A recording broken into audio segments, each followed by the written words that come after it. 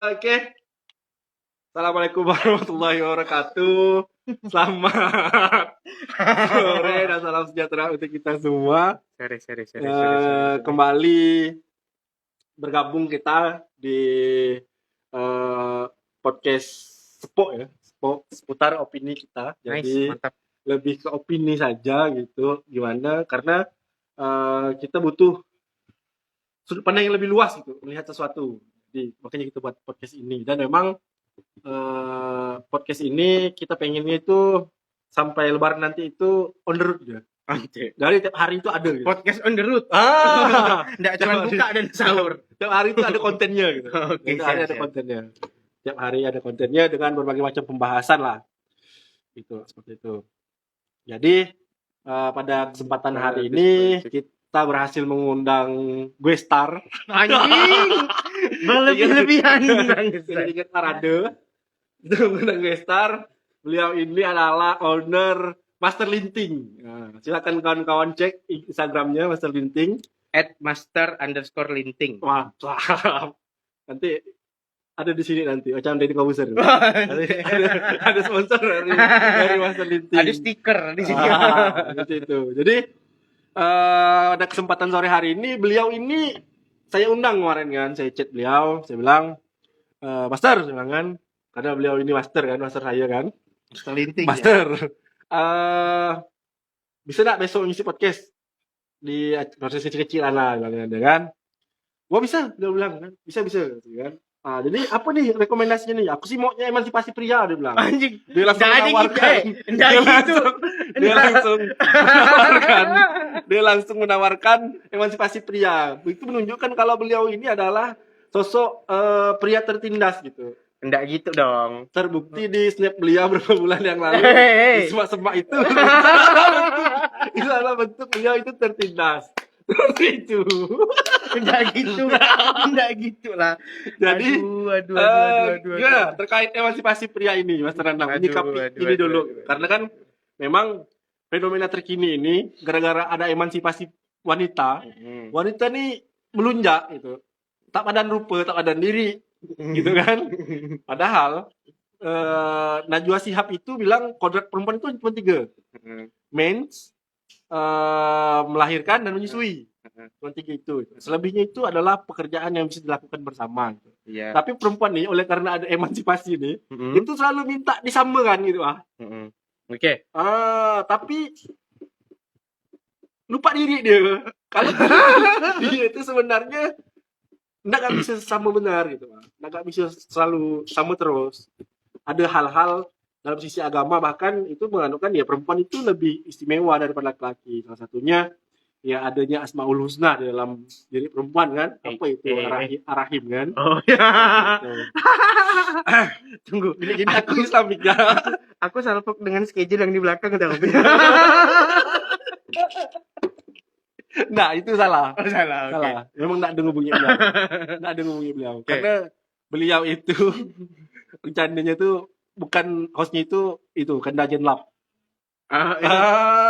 Sang kiblat peradaban. Dajen Lab itu lagi sibuk. Jadi enggak bisa. Jadi saya enggak hubungi beliau karena saya PJ-nya, jadi saya hubungi orang yang bisa saya hubungi.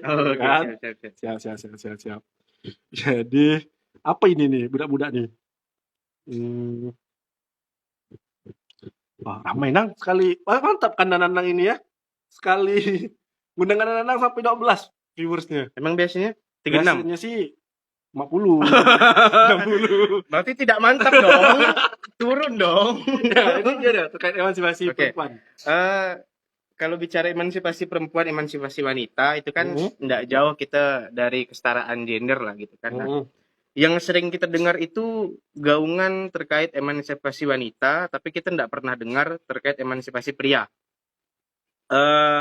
Kalau bicara kesetaraan, ini kan anggapannya tuh kayak gini. Kalau ini tingkat setara, di banyak masyarakat beranggapan laki-laki itu superior.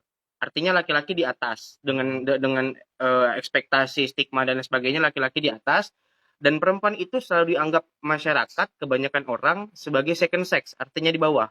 Second sex? Ada seksnya? Iya, seks itu kan jenis kelamin. Maksudnya, kok seks jenis kelamin? Seks jenis kelamin. Seks itu perlakuan. Beda lah. Ini kan makna sebenarnya. Makna biasanya seks Oke. itu jenis kelamin kan. Nah, Siap. oke. Jadi perempuan itu di bawah, laki-laki di atas. Ini tingkat setaranya lah. Nah, dengan adanya emansipasi wanita, itu tuh seolah-olah ingin mengangkat derajat agar perempuan ini sama dengan laki-laki. Emansipasi wanita. Nah, sedangkan laki-laki ini terus menjadi superior dengan banyaknya stigma yang masyarakat berikan, dengan banyaknya ekspektasi yang masyarakat berikan, laki-laki itu akan terus superior. Nah, kenapa perlu adanya emansipasi pria? Agar pria ini tuh standarnya bisa turun. Jadi setara. Jadi contohnya kayak gini. Perempuan kalau bisa kerja di wilayah publik dan sukses itu sesuatu sesuatu yang pencapaian luar biasa. Tapi laki-laki sukses berkarir di ranah publik itu bukan lagi sesuatu yang tapi sebuah kewajiban, sebuah keharusan. Dan tidak sedikit laki-laki yang terbebani dengan itu. Karena tidak semua laki-laki senang untuk bekerja seperti orang pada umumnya. Nah, karena adanya ekspektasi yang masyarakat berikan kepada laki-laki itu yang membuat laki-laki jadi terbebani. Di satu sisi kemudian laki-laki dituntut tidak boleh sedih, tidak boleh baper, laki-laki harus kuat, harus perkasa. Itu kan stereotip agar laki-laki itu selalu kuat, superior. Nah, padahal di satu sisi perempuan minta setara, perempuan tidak akan bisa sama. Artinya agar bisa sama, standar laki-laki yang diturunkan, ekspektasi itu yang diturunkan, gitu sih. Gitu. Jadi fenomena yang terjadi di lapangan hari ini nih, dari apa yang Master sampaikan lah, kan? Master inting kan? Benar lah. Jadi apa yang Master sampaikan tadi itu kan terkait panjang ke lebar itu kan, sepertinya saya itu mencium bau-bau curhat gitu. Curhat banget gitu. Karena kemaskulinan cowok itu membuat cowok itu selalu ditempatkan di posisi yang sebenarnya kita tidak mampu itu. Cuman oleh karena publik itu menganggap cowok itu ya kayak ini. Iya, karena tidak semua laki-laki terlahir dengan kondisi maskulin. Banyak loh laki-laki yang kemayu, feminim gitu. Agak-agak feminim. Toh juga banyak perempuan yang agak maskulin. Nah, ketika ada perempuan oke lah anggapnya mayoritas feminim. Ketika ada perempuan yang agak-agak maskulin, itu hal-hal wajar dianggap oh ini cewek tomboy. Jadi kata-kata cewek tomboy itu biasa. Tapi ketika ada laki-laki yang terlahir agak feminim, laki-laki gemoy, lembek kan, jadi kayak aneh gitu. Nah, jadi tidak adil, artinya ya bentuk kesetaraannya di mana gitu. Jadi seolah-olah perilaku itu hanya sah ketika dilekatkan di salah satu jenis kelamin. Tapi gimana K-popers? K-popers? Iya, karena K-popers itu mayoritas cewek-cewek Indonesia kan. Beliau itu mereka lah kaum Bani Adam ini sangat suka yang namanya cowok kemayu gitu. Semakin kemayu cowok Korea ini, mereka akan makin histeris gitu. Karena saya pernah lihat nonton kan, mereka lagi konser itu kan, bandnya apa saya nggak tahu kan. Jadi kena kebiji mati, langsung nangis gitu. Tapi jadi hal yang imut gitu. Gimana tuh? Mungkin pengecualian untuk orang Korea kali ya. Coba orang Indonesia kayak gitu, jijik budak-budak tuh. Iya kan? Enggak juga sih. Enggak. Buktinya ini yang Instagram keluarga sejahtera yang di Jerman itu banyak penonton dari Indonesia. Iya sih. Iya, orang nonton kan belum tentu suka. Orang nonton belum tentu pro dong. Iya kan? Benar. Orang nonton bisa cari, aku mau nonton biar bisa ngujat, bisa jadi dong. Benar sih. Jadi gimana terkait K-popers tadi? Belum konkret jawabannya. Kalau K-popers tuh selera musik sih sebenarnya. Mungkin masuk ke dan gini dan gini Bang. Aku ngelihat berarti kan ya mereka ini ngefans sama laki-laki yang itu kan, yang K-pop itu kan. Yeah. Dan aku ngelihatnya mereka enggak kemayu sih. Kemayu. Mungkin kalau dari cara berpakaiannya iya, agak mirip ke perempuan, tapi secara dari kalau biasa nengok Instagram ya enggak sih. Dan bahkan gini, yang sempat waktu itu Harry Styles, salah satu membernya One Direction tuh, dia berapa kali manggung selalu pakai gaun, pakai dress. Bang. One Direction tuh bukan K-pop Bang. Iya, enggak, ini contoh. Maksudnya itu laki-laki yang dia berpenampilannya lebih ke perempuan, lebih ke feminim. Nah, dia mencoba mengobrak-abrik mungkin gender dalam sisi fashion agar kayak rok, dress itu tuh enggak cuman sah dipakai sama perempuan tapi sah juga dipakai sama laki-laki. Oke. Mungkin Seandainya Indonesia nanti berapa tahun kemudian berhasil gitu menghilangkan paradigma perbatasan gender gitu. ya, Jadi cowok dengan cewek itu sama gayanya dan segala macamnya. Karena Gimana? Setuju enggak? karena gini, kalau mengutip dari bahasa Bang tadi di awal, karena Najwa Shihab bilang kodrat perempuan cuman mens melahirkan sama cewek. Iya. Tapi di luar itu semuanya sah. Laki-laki boleh kayak gitu, perempuan boleh kayak gitu. Toh kalaupun misal tadi dibilang berapa tahun kemudian di Indonesia bisa secara gender kan? Iya, pilihan. Enggak masalah. Laki-laki ketika pakai pakaian yang serba pink dianggap wajar. Nah, balik laki-laki lagi mau pakai atau enggak. Tapi ketika ada yang make itu enggak jadi permasalahan, enggak dianggap kok laki-laki pakai warna pink sih. Oh, kok laki-laki sedihan sih. Oh, kok laki-laki baperan sih. Enggak ada stigma itu. Tinggal pilihan lagi mau kayak gitu atau enggak. Tapi perlahan tuh emansipasi pria itu enggak digaungkan secara keras ya. Tapi pelan-pelan itu udah mulai dibangun oleh misionaris emansipasi pria lah ya kan. Salah satu contohnya tadi kan cowok-cowok yang hari ini lemah semangatnya kan, suka dibaperkan, yang dulunya dibilang cengeng, sekarang itu ada dapat gelar sad boy gitu, kan. Jadi lebih keren gitu kan. Lebih keren. Iya. Sehingga masyarakat itu lebih menerima lebih menerima. Padahal cuma beda bahasa ya kan sebenarnya. Kalau kita ini kan terjemahkan sad boy itu kan ya cengeng juga ujung-ujungnya. Laki-laki penyedih kan. Kan seperti itu. Tapi ya tadi berarti kan hari ini ada misionaris emansipasi pria yang hari ini udah mulai bisa menggiring itu gitu. Iya. Tapi juga kenapa perlu adanya emansipasi pria atau kenapa laki-laki perlu tahu? Karena kebanyakan laki-laki ketika mau memasuki jenjang pernikahan pasti akan dipusingkan dengan masalah ekonomi. Ekonomi jatuh-jatuhnya ke masalah pekerjaan kan. Entah dari si pasangan atau si orang tua pasangan menuntut si laki-laki harus bekerjanya mapan, harus PNS, bla bla bla segala macam. Nah, dengan adanya emansipasi ini sebenarnya bukan jadi dalih sih, tapi maksudnya lebih kepada kesadaran bahwasanya kau tidak harus selalu memenuhi ekspektasi orang lain gitu.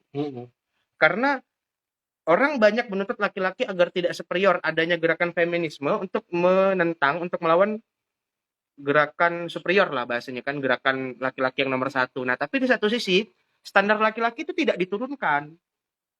Laki-laki itu selalu dituntut ke atas kuat dengan ekspektasi masyarakat gitu. Nah, adanya emansipasi pria untuk nurunin itu, kau turun dulu ke sini biar setara kita kayak gitu. Jadi laki-laki juga tidak terbebani dengan ekspektasi itu. Jadi emansipasi perempuan ini untuk mengangkat derajat perempuan, sedangkan emansipasi pria untuk menurunkan ekspektasi masyarakat terhadap laki-laki. Jadi laki-laki tidak dibebankan, laki-laki itu harus mapan dulu sebelum nikah karena dia mau jadi kepala rumah tangga, dia jadi tulang punggung keluarga. Laki-laki itu harus kuat, laki-laki itu harus berani, laki-laki itu harus ini, harus itu. Enggak semua laki-laki siap diberi itu. Enggak semua laki-laki. Nah, makanya adanya emansipasi pria untuk menurunkan standar laki-laki yang terlalu tinggi tadi, itu sih. Seandainya barang ini digaungkan dan dipinta misalnya kan untuk bagaimana barang ini diproklamasikan juga seperti emansipasi wanita kan, ada Kartini dan segala macamnya begitu kok. Kalau seandainya emansipasi pria ini mencoba untuk diberlakukan misalnya, coba untuk dikukuhkan, kira-kira apa sih tantangannya gitu? Tantangannya faktor penghambat lah barang ini bisa terrealisasi gitu. Pasti dari masyarakat itu sendiri sih, karena perjuangan emansipasi wanita, perjuangan kesetaraan gender itu kan dari dulu sampai sekarang dan juga belum benar-benar tuntas kan. Artinya masih belum benar-benar terrealisasi gitu. Nah, kalau tantangannya pasti dari masyarakat yang masih beranggapan bahwasanya dengan stigma tadi ya, laki-laki itu harus kuat, laki-laki itu akan jadi kepala rumah tangga, laki-laki itu harus punya pekerjaan tetap. Itu minimal dari orang-orang terdekat itu pasti. Dengan sekeliling kita, keluarga, mungkin pasangan, mungkin keluarga pasangan. Antisipasi dalam menyikapi ini gitu. Minimal dikomunikasikan dengan orang terdekat lah. Minimal. Maksudnya kita coba mereka diskusi gitu. Iya, coba untuk kasih tahu dulu gitu. Kalau hari ini ada emansipasi wanita, kenapa tidak ada emansipasi pria? Tertindas sekali pria dia. Sebenarnya kita tertindas dengan ekspektasi. Oh gitu. Nah, kita bukan tertindas sih, kita dipaksa dengan ekspektasi orang gitu loh.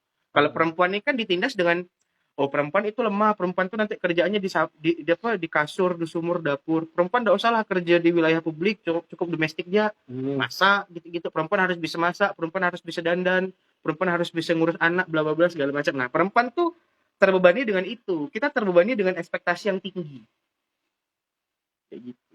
Berarti permasalahan hari ini dari emansipasi ini nih untuk menghilangkan ekspektasi itu. Untuk menurunkan sih, bukan menghilangkan, untuk menurunkan standarnya. Kalau menurut aku ya. Oke. Karena memang tidak bisa dihilangkan kan? Iya, susah. Bahkan mungkin kita juga sendiri akan berpikir, masa sih aku mau hidupnya gini-gini aja, aku kan mau jadi suami, jadi laki-laki, masa aku nggak bisa membahagiakan calon istri?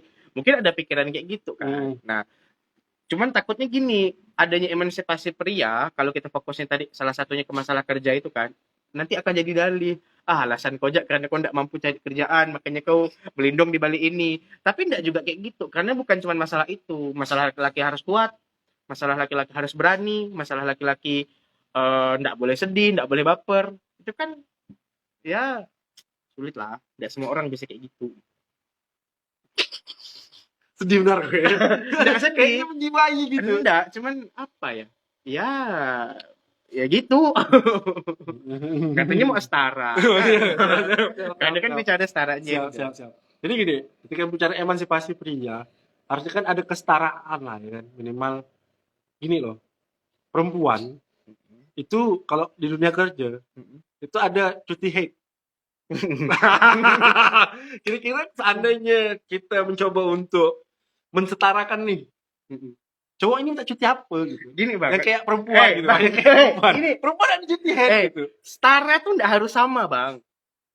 Setara enggak harus sama. Jadi setara tuh apa? Kalau enggak sama.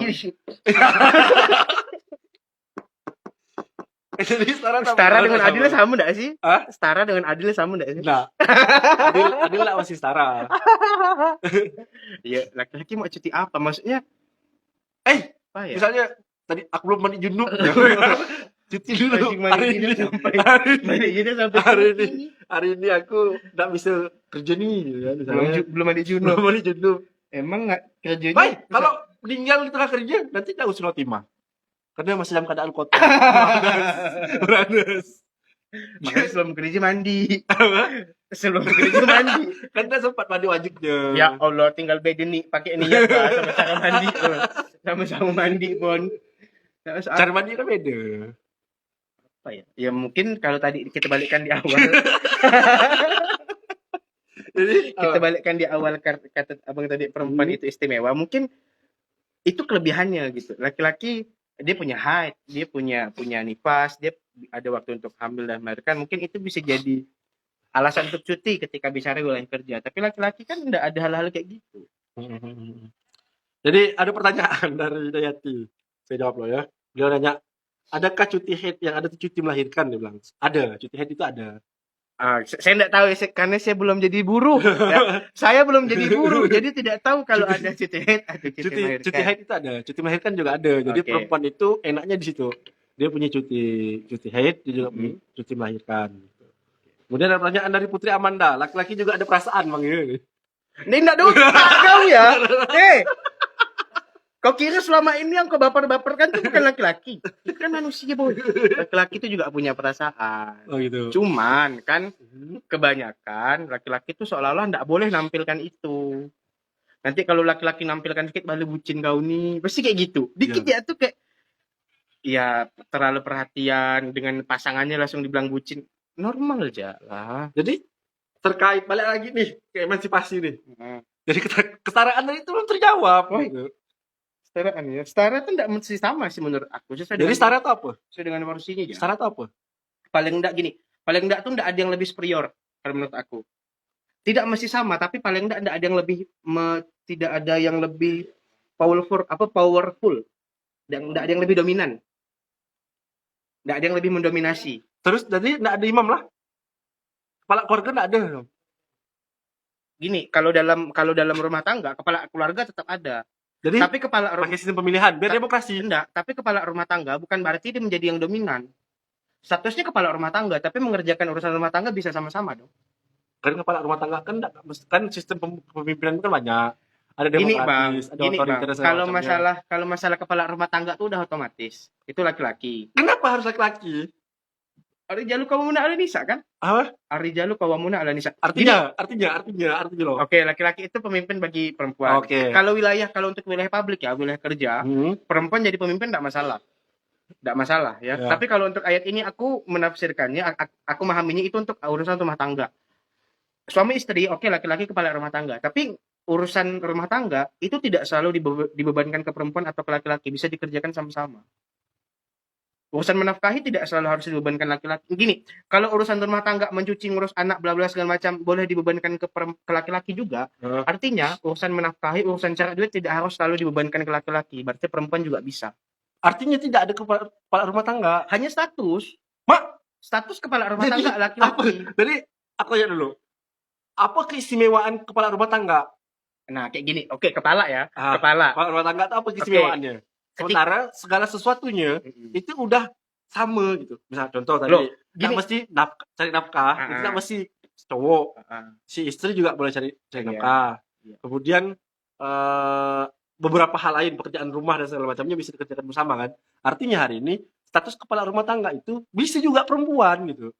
Gini bang, ada hal-hal yang memang itu istimewanya untuk laki-laki. Contoh misal mereka bahas sesuatu.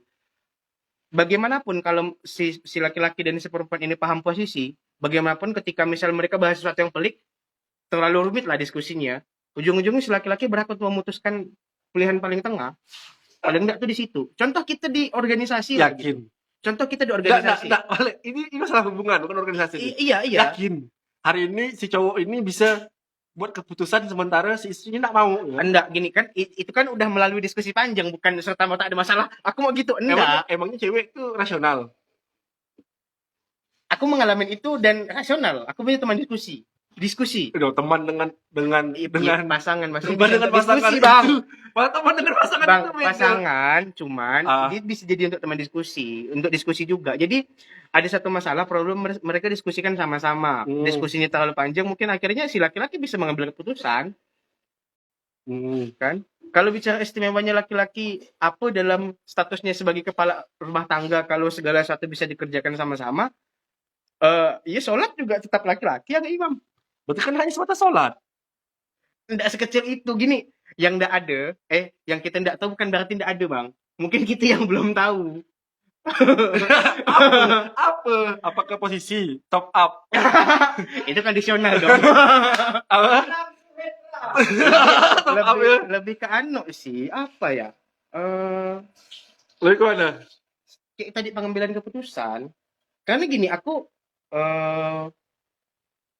kalau masalah rumah tangga kayak ngurus anak, ngurus rumah segala macam bisa laki-laki dan perempuan.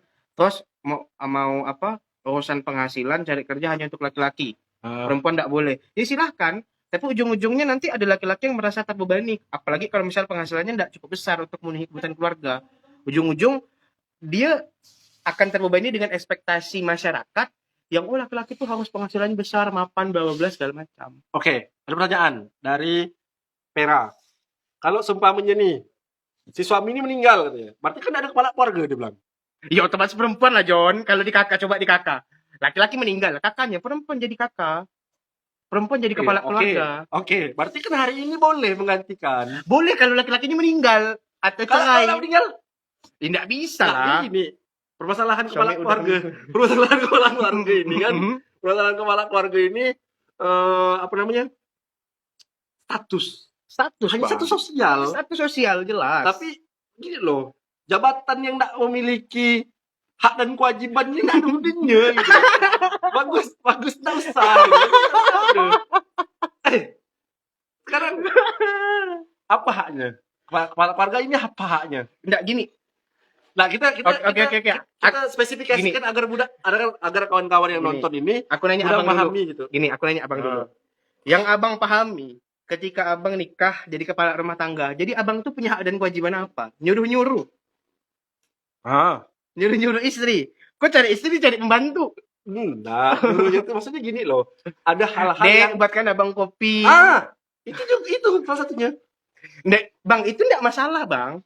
Enggak Iya, masalah kan? iya. Enggak, emang kayak gitu bukan termasuk dalam kita ngerjakan sama-sama. Itu kan bukan kepala keluarga. Itu konteksnya bukan kepala keluarga. Lalu Jadi kepala keluarga maksud aku nih gini loh. Kepala keluarga ini apa sih hak dan kewajibannya gitu. Kalau hanya status, bagus dihilangkan gitu kan. bang ngebimbing lah, bang. Ngebimbing. Maksudnya Kalau membimbing, aku sepakat. iya, itu salah satunya, bang. Artinya ketika membimbing, orang yang membimbing dengan yang dibimbing itu kastanya beda loh. Bang, ngebimbing enggak harus depan dan belakang, bang. Apa? Ngebimbing tuh bisa, kita tuh enggak harus Artinya jalan lebih pintar, lebih hebat. bisa jalan Artinya beriringan. lebih hebat. Enggak selalu. Oh loh. Nggak Sekarang selalu. gini. Kau nih main kita Gini, bang. desain grafis. Enggak, Bentar, gini. Kita punya pengalaman yang berbeda. Iya. Kita punya secara sudut pandang yang beda. Kita punya latar belakang kehidupan yang beda. Artinya Untuk memimpin nggak harus selalu jadi lebih hebat, nggak selalu harus lebih. Tapi karena kita punya pengalaman beda, pengalaman bisa itu lebih lah. Sesuatu yang lebih lah. Iya, dia juga punya pengalaman dong. Iya. Artinya dia juga lebih. Artinya sama-sama membimbing. Iya. Tidak ada yang dibimbing, tidak ada yang membimbing. Iya kan? Pusing. Artinya tidak ada yang dibimbing, tidak ada yang membimbing gitu. Iya, oke. Terus saling membimbing bisa sih, saling mencerdaskan ya. Jadi tidak ada gunanya kepala keluarga. Satu sosial mungkin ya itu ya. Iya, satu sosial, tapi enggak, hak dan tapi gini kali, Bang. dan kewajiban itu tidak ada. Tapi gini kosong. kali, Bang. Kenapa itu jadi ada? Karena di kakak kita kan kartu keluarga. Laki-laki kita pasti kepala keluarga. Iya, berarti kan itu kan hanya status sosial tadi. Ya, status. mungkin sih. Nggak tahu juga ya. Nah, Mungkin karena sih. ketika kita minta kesetaraan antara cowok dan cewek hari ini, banyak hal-hal yang akan hilang gitu. Salah satunya tadi terkait membimbing, terkait hari ini menafkahi, mengerjakan pekerjaan rumah tangga dan segala macam itu bisa dikerjakan bersama. Yang artinya hari ini pasangan suami istri itu tidak ada yang mendahului, gitu. Saling melengkapi. Saling melengkapi. Ini kalau misalnya laki-laki kan kadang tuh ada fenomena laki-lakinya ngerasa mampu biayai si istri, kemudian si istri pengen kerja tidak dibolehkan, akhirnya menggaungkan lah emansipasi bla bla bla segala macam. Nah, kalau aku ya nanti kalau jadi suami gitu kan, aku kerja nih entah terlepas hasil penghasilan aku cukup atau enggak ya, dia mau kerja silahkan, tinggal kita komunikasikan ya baik-baik kayak gitu. Yang jelas jangan sampai kau terlalu sibuk di luar, aku terlalu sibuk di luar. Kalau aku kayak gitu. Oke, itu terkait pekerjaan. Iya. Terkait pertanyaan saya tadi itu selesai. Yang mana tuh? Yang kepala keluarga itu apa gitu? Ya kalau menurut aku ya kalau segala hal bisa dikerjakan sama-sama, ada hal-hal ketika untuk mengambil keputusan tadi, ketika mendapatkan satu masalah misalnya problem. Keluarga itu punya hak prerogatif. Di akhir, ketika sudah melalui diskusi panjang, bukan berarti ada masalah langsung kau ambil keputusan, enggak kayak gitu. Ada masalah nih, ada satu langsung aku maunya kayak gini, enggak gitu. Tapi kita diskusi dulu dong. Kayak kita di organisasi, Bang. Prerogatif lah berarti ya. Kayak kita di organisasi ada masalah. Berarti hak prerogatif. Ya, kita diskusi dulu segala macam. Iya. Terus ketika si cewek enggak mau, si istri enggak mau, ya udah lewat diskusi panjang, si istri masih enggak mau. Lah mau kayak gimana? Kan kita semuanya mempertahankan kebenaran kan. Akan ada bisa lulus sih. Gimana bisa lulus. Kecup kuningnya. Aku belum ngalamin itu, Bang. Enggak tahu aku.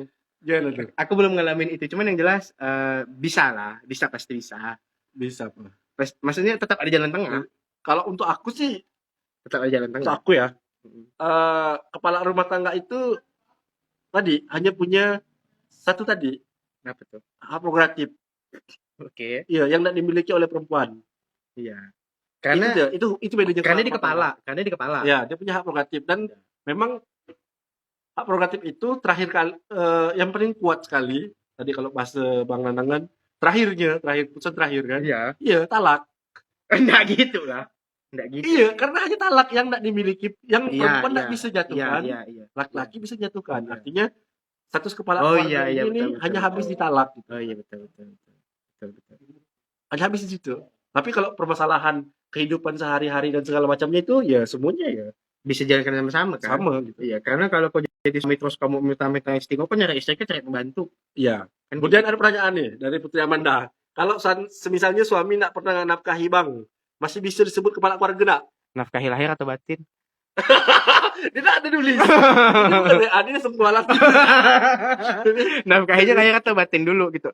Kalau menafkahi tergantung ya, maksudnya kalau si laki-laki sadar di kepala rumah tangga, minimal dia akan bisa nafkahi lah paling enggak.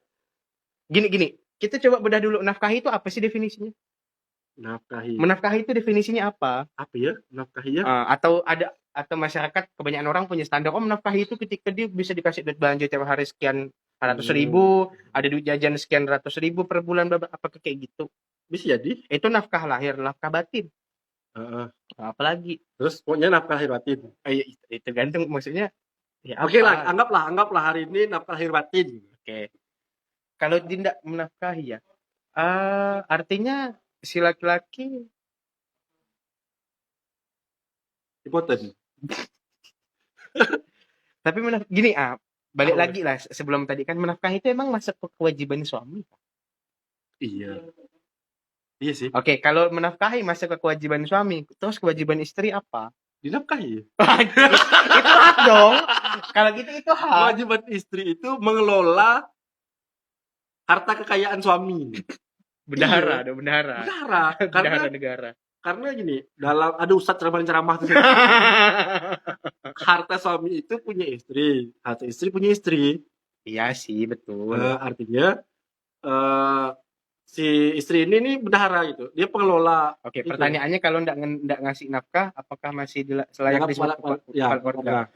Ya kalau kita kembali ke kepala keluarga tadi, habis-habisnya hanya ditalak, berarti ya masih masuk kepala keluarga. Cuman dia tidak menjalankan kewajibannya sebagai kepala keluarga. Tapi kan ada talak yang tidak harus dikeluarkan. Misalnya tidak menafkahi selama berapa bulan. Oh iya sih. Itu masuk dalam talak 1 misalnya. Itu kan ada kan? Tidak tahu aku.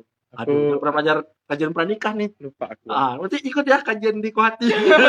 Kajian pranikah. Lupa aku. Kayaknya ada sih, cuman aku tidak tahu.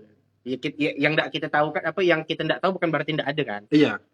Karena setahu aku sih memang ada jangka waktu berapa bulan ketika si suami ini tidak menafkahi, itu tuh udah dijatuhkan talak. Tapi tidak talak 3. Oke. Cuman nanti koreksi ya kalau salah. Laki-laki kalau memang dinafkahi sampai sebulan lah misalnya, ya itu kayaknya memang udah mau cerai sih kayaknya itu. Udah memang lari kan? Udah muak. Udah muak. Kan? Toh kalau dikerja keluar kota pun tetap per bulan adalah ngirim gaji gitu kan. Itu sih memang mau cerai dah sampai sebulan sama sekali lahir batin tidak ada. Ya batin perhatian, mungkin tidak selalu sentuhan kan.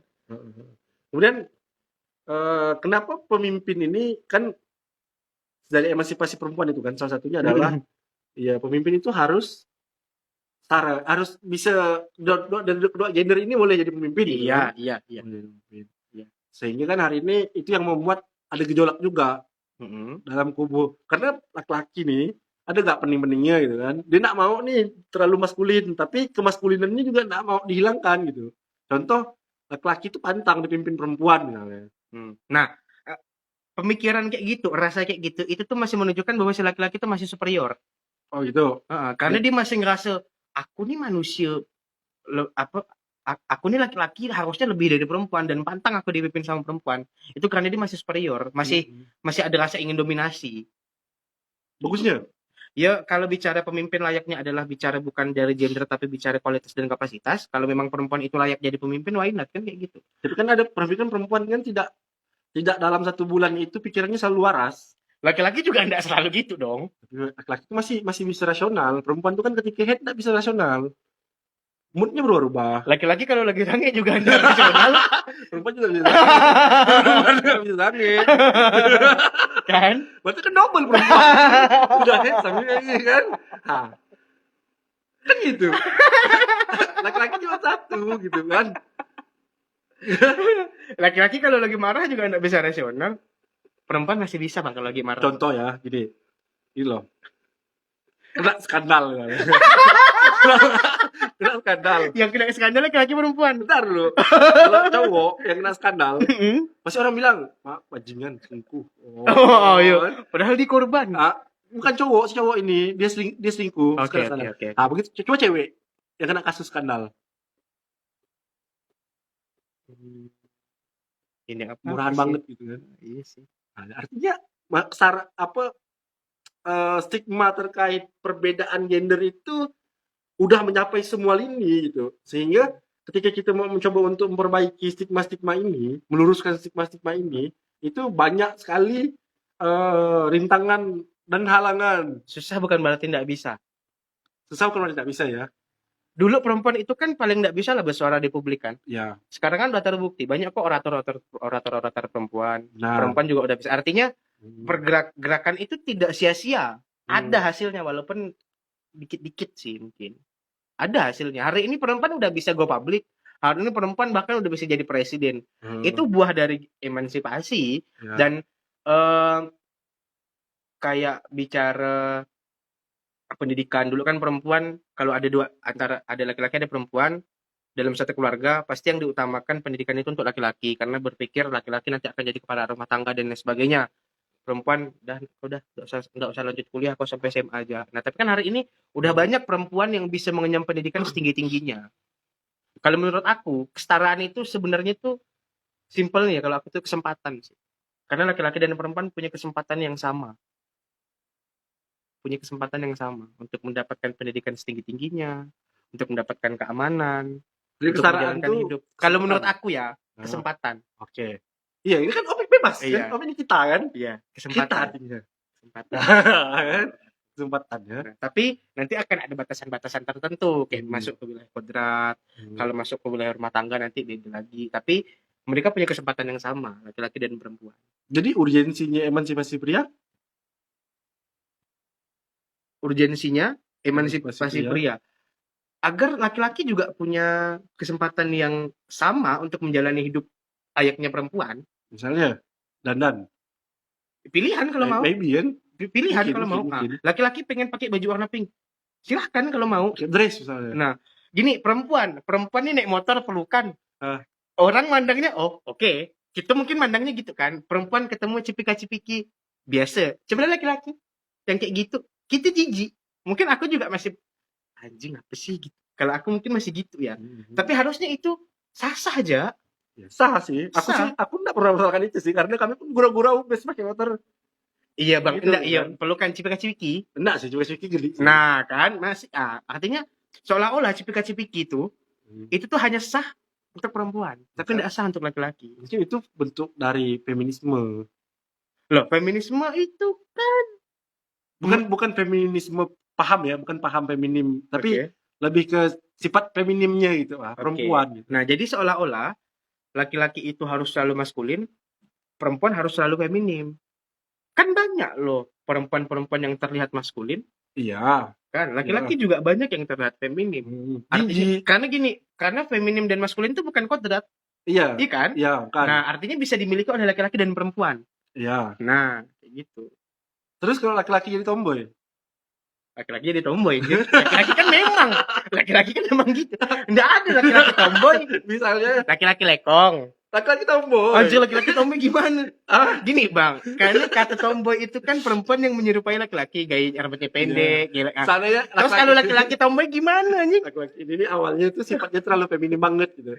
Nah, sekarang ini dia mencoba untuk jadi laki-lakian, jadi dia tomboy. Iya mungkin, iya enggak akan ada tomboynya, enggak akan ada bahas tomboynya. Jadi kayak laki-laki udah.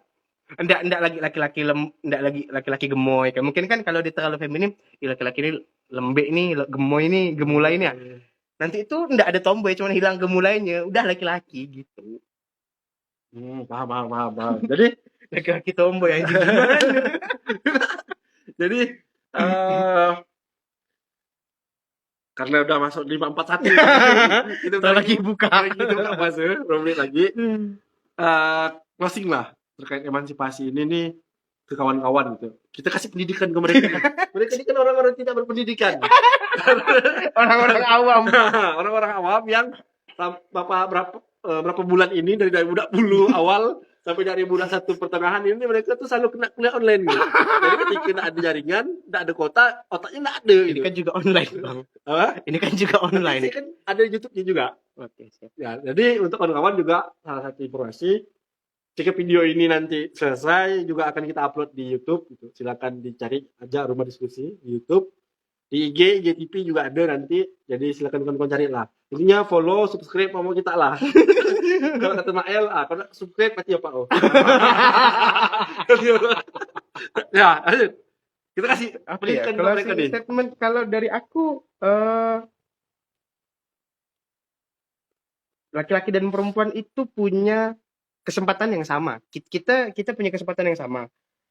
Kita jadi laki-laki bukan berarti kita tuh jenis kelamin pertama di dunia gitu. Artinya kita tidak harus selalu jadi yang dominasi. Segala sesuatu tuh bisa dikomunikasikan dengan lawan jenis gitu. Terlebih kalau kita bicara dengan pasangan gitu kan. Maksudnya kau sebagai pacar, kau sebagai suami tidak harus segala keputusan itu mutlak di tangan kau gitu. Itu akan terjadi tapi ketika sudah melalui proses diskusi yang panjang. Bukan berarti segala sesuatu tuh harus pilihannya kau. Contoh lah misalnya kayak mau makan gitu kan. Kau nggak harus selalu menentukan tempat. Kau boleh kasih pasangan kau tanya kau mau makan di mana gitu. Atau kau kasih di opsi. Paling enggak itu untuk membuat dia bersuara. Terakhir kali Hawa yang menentukan makan, ya Adam tuh diusir dari surga.